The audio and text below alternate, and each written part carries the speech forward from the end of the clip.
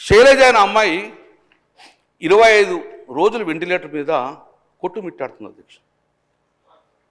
ఆ అమ్మాయి చనిపోయింది.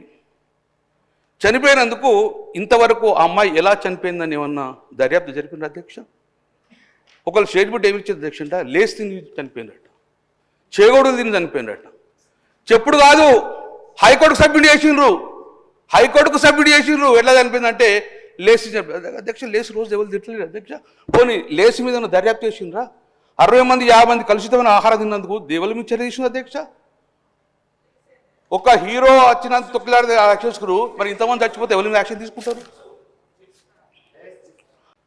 శైలజ అనే అమ్మాయి 25 రోజులు వెంటిలేటర్ మీద కొట్టుమిట్టాడుతుంది అధ్యక్ష. ఆ అమ్మాయి చనిపోయింది. చనిపోయినందుకు ఇంతవరకు ఆ అమ్మాయి ఎలా చనిపోయిందని ఏమన్నా దర్యాప్తు జరిపింది అధ్యక్ష? ఒకళ్ళు స్టేట్మెంట్ ఏమి ఇచ్చింది అధ్యక్ష అంటే లేచి తిని చనిపోయిందట, చేగోడులు తిని చనిపోయిందట. చెప్పుడు కాదు, హైకోర్టుకు సబ్మిట్ చేసిండ్రు. ఎట్లా చనిపోయిందంటే లేచి అధ్యక్ష. లేచి రోజు ఎవరు తిట్టలేదు అధ్యక్ష.